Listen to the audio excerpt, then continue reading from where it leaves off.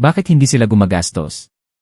Ito ang tanong na bumabagabag, hindi lumalapas sa isipan ng mga eksperto sa ekonomiya sa buong mundo.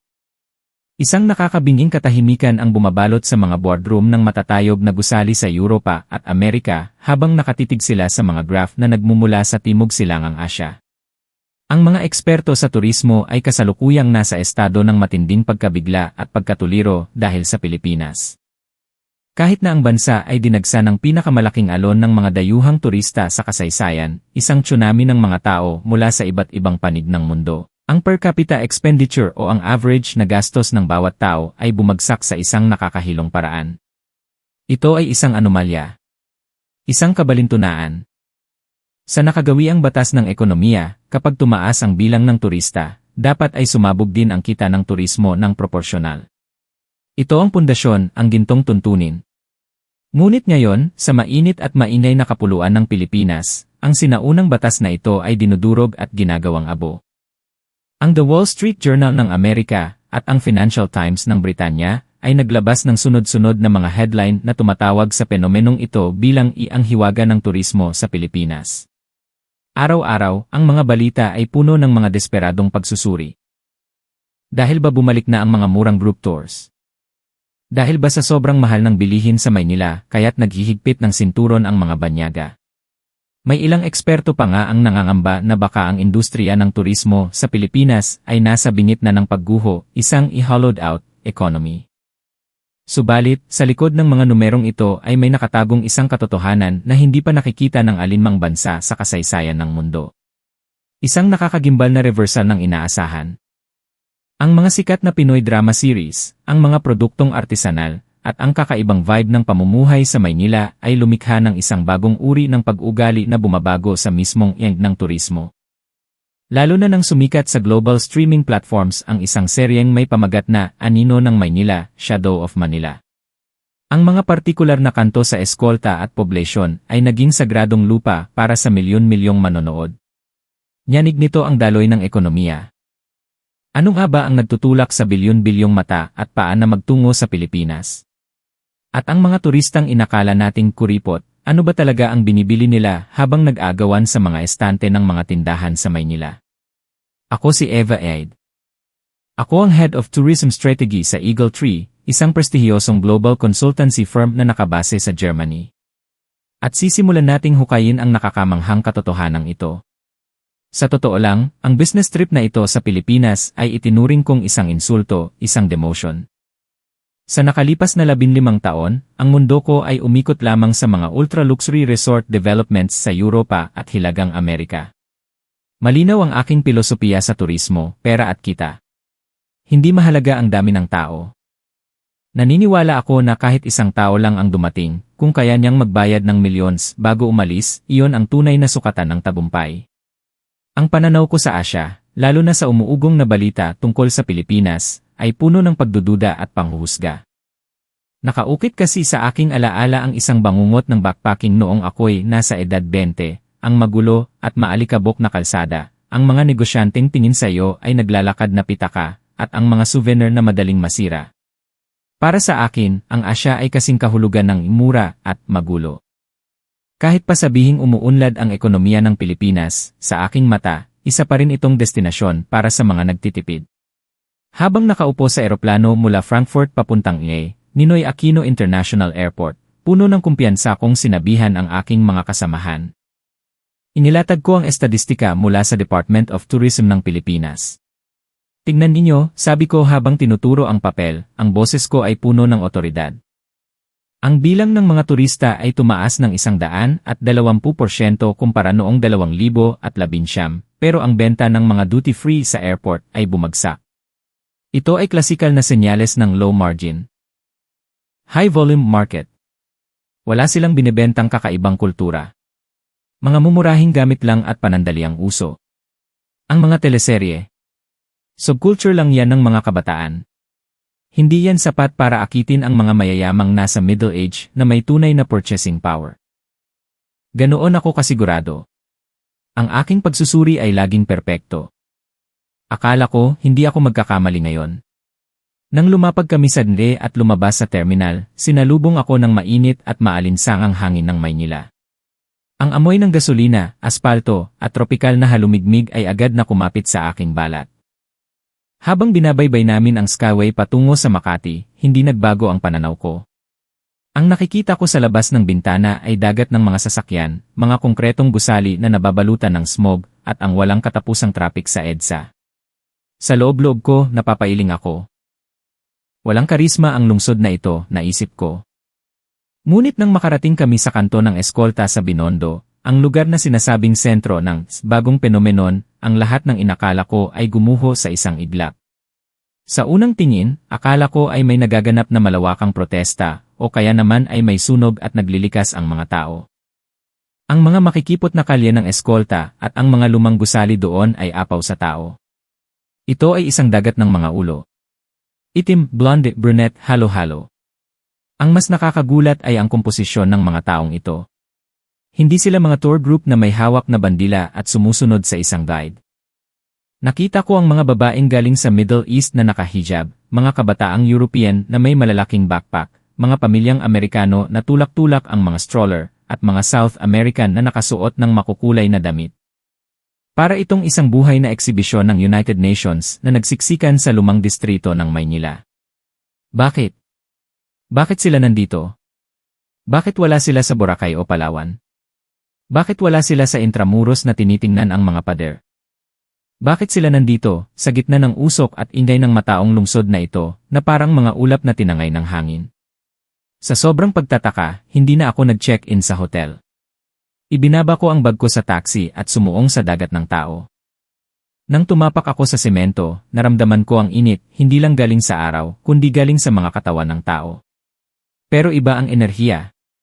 Hindi ito ang ingay ng mga turistang nagrereklamo o naghahanap ng sir. Ito ay parang enerhiya ng mga deboto sa isang relihiyosong prosesyon. Isang uri ng fanaticism na halos mahawakan mo sa hangin. May dumaan na grupo ng mga Pranses sa harapan ko. Tiningnan ko ang mga kamay nila. Wala silang bitbit na paper bag ng Louis Vuitton o Gucci. Ang hawak nila ay mga plastic bag ng Pito 11 at Uncle John's. Sa kabilang kamay, may hawak silang plastic cup ng malamig na gulaman o milk tea. Pero ang mga mata nila, Diyos ko, ang mga mata nila. Nakatitig sila sa lumang gusali ng Capitol Theater na parang nakaharap sila sa Mona Lisa sa Louvre. Higit pa doon, tila nasa trance sila. Ano ang nagtulak sa kanila na maging ganito kabaliw?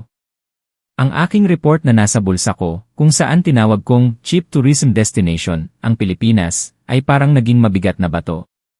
Parang tinatawanan ako ng sarili kong mga salita. Isang tanong ang gumuhit sa isip ko, posible bang dahil lang sa isang series, magbago ang buong istruktura ng ekonomiya ng isang bansa? Sa unang pagkakataon sa aking karera, nakaramdam ako ng kaba. Masyado kong minaliit ang Pilipinas. Masyado kong minaliit ang kapangyarihan ng kwentong ginawa nila. Hindi ito simpleng trend. May isang higante at hindi maipaliwanag na puwersa ang lumalamon sa lungsod na ito. Lumulok ako at nakipagsiksikan pagitna. Ang naririnig ko ay isang koro ng iba't ibang wika, Ingles, Espanyol, Aleman, Thai, Korean, na nagsasapawan sa gitna ng ingay ng mga jeepney at busina. Doon ko nakilala ang aking local partner, si Emma Reyes, ang strategy head ng isang malaking retail conglomerate sa Pilipinas. Nakatayo siya sa gilid, suot ang simpleng barong Tagalog na pang-opisina, pero ang kanyang mga mata ay matalas at nagniningning. Nagulat ka ba, Ina Aid? Tanong niya nang makalapit ako, may bahagyang ngiti sa labi. Pero simula pa lang to. Siya ang nagpaliwanag sa akin ng ugat ng lahat. Ang salarin, ang seryeng Anino ng Maynila, Shadow of Manila. Bago ako pumunta rito, narinig ko na ang pamagat na yan, pero inisip ko na telenovela lang yan para sa mga teenager. Hindi ko pinansin. Ngayon ko lang nalaman, ang palabas na yon ay humakot ng mahigit 300 milyong views sa buong mundo. Sinasabing ina-brainwash nito ang halos buong populasyon ng kabataan sa Europa at South America. Isa itong monster content. Sa serye, ang mga bida ay nakikipaglaban sa mga masasamang espiritu at sindikato sa mismong lugar na kinatatayuan namin, sa Plaza Lacson at mga eskinita ng Escolta. Sa harap ko, nakita ko ang hindi kapanipaniwalang eksena. Daan-daang dayuhan ang gumagaya sa fighting stance ng mga bida, kumukuha ng video para sa TikTok at Instagram. Para itong isang malaking street party. Sa harap ng isang higanteng billboard, libu-libong tao ang naghihintay sa ilalim ng nakapasong araw para lang mapanood ang 15 segundong ad ng mga karakter. Ito ay kabaliwan, bulong ko sa sarili ko. Walang makasaysayang lugar sa Europa, kahit ang Eiffel Tower o ang Colosseum, ang makakalikha ng ganitong kusang loob na pagsamba. Nakakita na ako ng mga tao na nagpapapicture sa Paris, pero hindi ko pa nakita ang ganitong luha at emosyon habang nakatingin lang sa isang lumang post ng kuryente. Inabot sa akin ni M. Reyes ang kanyang tablet. Ipinakita niya ang datos. Isang pulang linya sa graph ang tumataas ng halos patayo. Ito ang datos ng foreign transactions sa Ae Department Store, Watsons, at Mercury Drug. Lare Department Store, tumaas ng 343%. Watsons, 106%. Mercury Drug, 46%, basa ni M. Reyes. Alam mo ba ang ibig sabihin nito, Imaed? Napatunga nga ako. Ang benta ng mga luxury brand sa Greenbelt at Shangri-La ay flat o walang pagbabago. Bakit ang mga tindahan ng mid-range at daily essentials ang sumasabog? Ang mga turistang ito, paliwanag ni M. Reyes, hindi sila pumunta dito para magturista. Pumunta sila dito para maging bida sa kwento. Gusto nilang suotin ang damit ng bida, gamitin ang sabon ng bida, inumin ang kape ng bida. Para sa kanila, ang Pilipinas ay hindi isang lugar na dapat tingnan. Ito ay isang mundo na gusto nilang tirhan. Ang mga salitang iyon ay parang sampal sa akin. Tama siya. Hindi ito sightseeing. Ito ay isang gumagalaw na economic ecosystem. Ang content ang nagtutulak sa konsumo, at ang konsumo ay nagpapalakas sa content. Isang perpektong siklo. Pero bilang isang ekonomista, hindi ko mapigilang magtanong, kahit na ganun, in Reyes, hindi ba lugi kayo sa per capita spending? Mas maliit ang kita sa pagbebenta ng isang bowl ng Perez na 100 pesos kumpara sa isang designer bag na 100,000 pesos. Saan ang value doon? Ngumiti lang si M. Reyes at dinala ako sa susunod na lokasyon. Pumunta kami sa isang gilid ng kalsada malapit sa Quiapo. Doon, sa gitna ng usok ng mga sasakyan, may mahabang pila ng mga dayuhan. Akala ko, nakapila sila sa isang sikat na restaurant. Pero hindi. Nakapila sila sa isang simpleng Jolly Jeep o karinderya sa bangketa. Bumibili sila ng Perez at Mami, o kaya ay kumakain ng Lucky Me Pancit Canton na binili sa katabing convenience store. Ginagaya nila ang eksena kung saan ang bida ng serye, pagkatapos ng matinding bakbakan, ay umuupo sa bangketa at kumakain ng mainit na sabaw para ma-relax. Tinitigan ko ang mga mukha nila habang humihigop ng sabaw na nasa styrofoam cup. Ang kanilang ekspresyon. Mas masaya pa sila kaysa sa mga taong nakikita kong kumakain sa Michelin star restaurants sa Europe. Doon ko napagtanto, ang halaga ay wala sa presyo sa TAD. Para sa kanila, ang 100 pesos na pares na yon ay hindi murang pagkain. Ito ay isang sagradong ritual. Ito ay pakikipag-ugnayan sa kanilang mga bayani. Hindi bumababa ang customer unit price, Imaed, bulong ni M. Reyes. Nagbago lang ang pattern ng pagkonsumo. Hindi ito tungkol sa brand shopping. Ang araw-araw na pamumuhay ng Pilipino. Iyon mismo ang naging produkto. Ang Pilipinas ay sumusulat ng isang bagong tourism formula na hindi matatagpuan saan man sa mundo. At sa sandaling iyon, narinig ko ang tunog ng pagguho ng aking mga sariling prejudice. Sumunod, pumunta kami sa isang branch ng Watsons sa Mall of Asia. Tulad ng inaasahan, parang war zone. Siksikan ng mga tao. Halos hindi ka makahinga sa loob. Ang mga basket ng mga dayuhan, Koreano, Amerikano, Aleman ay puno. Pero hindi ng mga mamahaling pabango. Puno ito ng papaya soap, kojic acid, pimple patches, hair polish, at white flower oil. Binibili nila ngayon hindi ang cosmetics, sabi ni M. Reyes. Binibili nila ang balat ng Pilipino. Ang ganda ng Pilipina. Kung ang Paris ay nagbebenta ng pabango, ang Maynila ay nagbebenta ng imahe ng pagiging natural at relatable. Pagkatapos, pumunta kami sa kultura section ng Anne. Akala ko makikita ko silang bumibili ng mamahaling perlas. Pero hindi. Ang laman ng basket nila.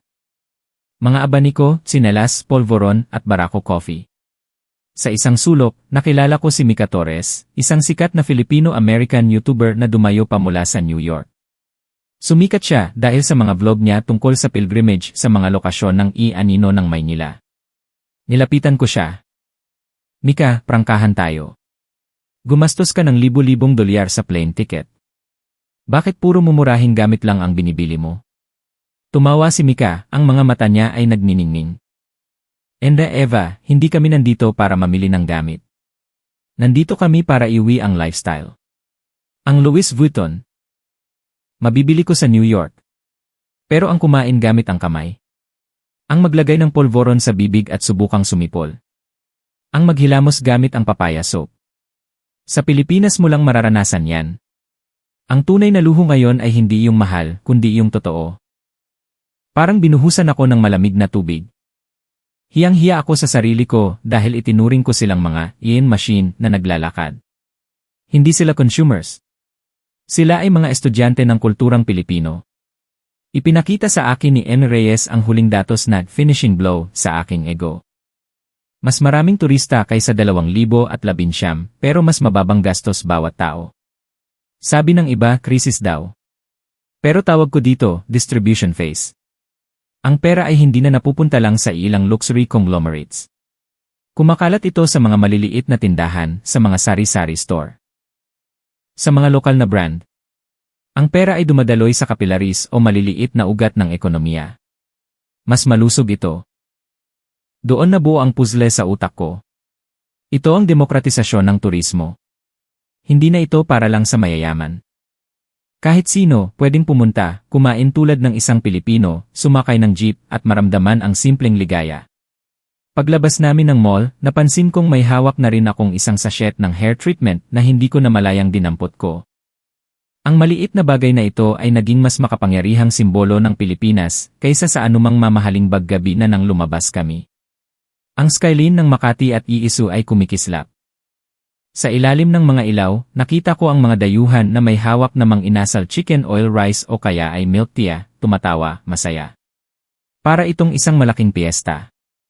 Ang tanong na naiwan sa akin, ang bagong modelong ito ba ng Pilipinas ay mananatili lang dito? O ito na ang magiging bagong Biblia ng turismo sa buong mundo? Kinilabutan ako. Kailangan kong airport ito sa head office sa Germany. Ito ay hindi ordinaryong report. Ito ay isang propesya. Sa eroplano pabalik ng Frankfurt, hindi ako natulog. Ang laptop ko lang ang nagbibigay liwanag sa madilim na kabin. Nanginginig ang mga daliri ko habang tinatype ang pamagat. Pilipinas, Behavioral Economic Tourism Based on Content. Beyond Branding, the Commodification of Daily Life. Tinalikuran ko ang lahat ng Western-centric na pananaw. Wala nang kailangan ng 5-star facilities. Ang sinulat ko ay ang katotohanan sa kalsada ng Maynila. Kinabukasan, sa boardroom ng Eagle Tree sa Frankfurt. Ang hangin ay kasing bigat ng tingga. Ang mga miyembro ng board, mga higante ng European tourism, ay nakahalukikip. Ang tingin nila sa akin ay, ano na naman ba ang nakuha mo sa cheap Asian trip na yan? Humina ako ng malalim. Mga Ginoo, panimula ko. Habang pinapakita ang litrato ng walang katao-taong duty-free shop sa Europe kumpara sa siksikang Watsons sa Maynila. Ang formula ng turismo na alam natin ay patay na. At ang pumatay ay ang Pilipinas. Tahimik ang buong kwarto.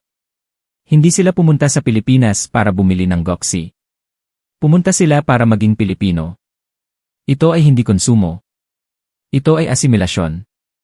Ang luxury goods. Nabibili ng pera. Pero ang Filipino lifestyle. Kailangan mong pumunta doon para makuha. Sumabad si Emma Miller, ang Vice President at isang konserbatibong haligi ng industriya. Eva, anong konklusyon mo? Kung hindi sila gumagastos. Walang kita. Bakit natin pag-aaksayahan ng panahon ang cheap market na yan? Handa ako sa tanong na yan. Hindi walang kita, Emma Miller. Nagbago ang estruktura ng kita. Dati, hotel at airport lang ang yumayaman. Ngayon, ang kita ay nasa bawat kanto ng Pilipinas. Ito ang tunay na sustainable tourism. At ang konklusyon ko, walang krisis sa Pilipinas. Tayo ang may krisis. Kung hindi natin gagayahin ang Philippine model, sa loob ng 10 taon, tayo ang magiging obsolete. Nayanig ang boardroom. Hindi nila matanggap na ang isang bansa sa Asia, na tingin nila ay bakasyonan ng mahihirap, ay siya palang nagtatakda ng bagong gold standard. Ang Pilipinas ay hindi na humahabol sa atin, diin ko. Sila na ang nauuna. Nang matapos ako, naramdaman ko ang init sa dibdib ko. Ito ang init ng katotohanan.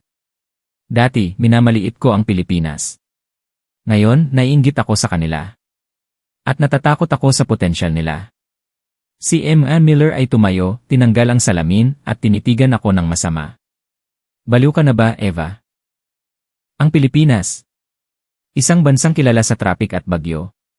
Ikukumpara mo sa Europa. Ang mga teleserye ay lilipas din pero ang Eiffel Tower. Ang Colosseum. Eternal yan. Hindi yan guguho.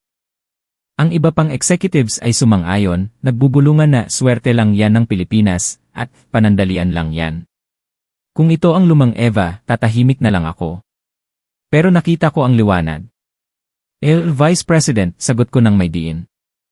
Habang nagtatago tayo sa likod ng salitang classic, ang Pilipinas ay lumilikha ng bagong classic. Pinindot ko ang play sa isang video. Ipinakita nito ang Intramuros sa gabi. Libu-libong dayuhan ang naglalakad sa cobblestone streets.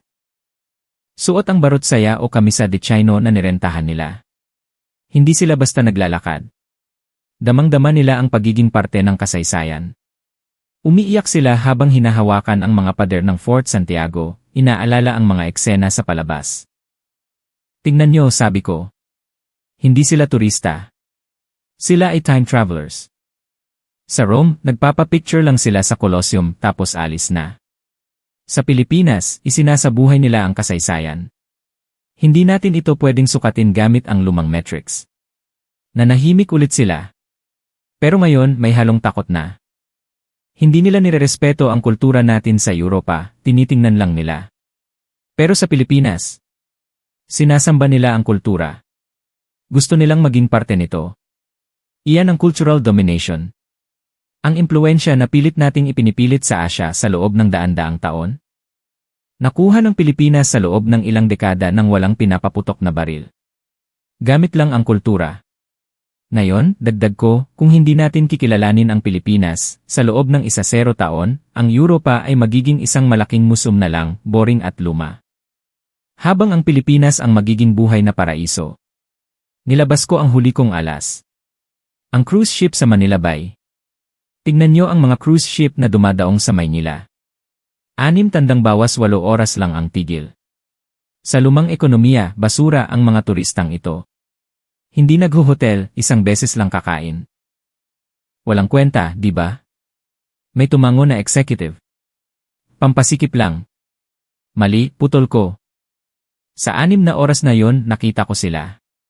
Tumatakbo sila papuntang Binondo, umuupo sa bangketa. Kumakain ng lumpia o kwek-kwek. Gumagastos lang sila ng barya. Pero alam nyo ba kung ano ang binubok nila pagbalik sa barko? Nilipat ko ang slide.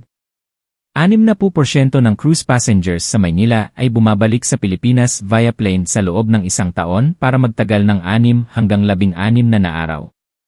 Ang 6 na oras na cruise stop ay hindi turismo. Isa itong higanteng movie trailer.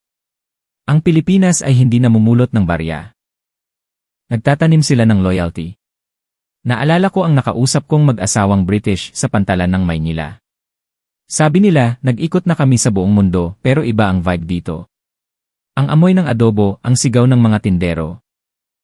Ang init ng pagtanggap. Babalik kami next year para mag-ikot sa buong Visayas. Ninakaw ng Pilipinas ang puso nila, sabi ko sa board. At ang puso ay mas mahalaga kaysa sa wallet. Bilang pangwakas, ipinakita ko ang litrato ng IIS at Makati kapag lunch break. Mga ordinaryong empleyado. May yilay salig, naglalakad hawak ang kape. Para sa atin, ordinaryo ito. Pero para sa mga dayuhan, ang makita ang mga Pilipino na nakangiti kahit pagod, nagtatawanan sa jeepney, yung konsepto ng bayanihan at malasakit. Para sa kanila, isa itong fantasy. Ang daily life ng Pilipino ay naging brand. Ang init ng pakikitungo, ang pagiging resilient, ang ngiti. Iyon ang product. Nanginginig ang boses ko. Ang Pilipinas ay hindi na lang basta nasa Asya. Ito na ang bagong sentro. Dati, Western culture ang dumadaloy papuntang East. Ngayon, ang Filipino lifestyle ay umaagos pabalik sa West. Ito ay hindi mapipigilan. Katahimikan. Kahit ang paghinga ay hindi marinig. Tumingin sa akin si Emmett Miller.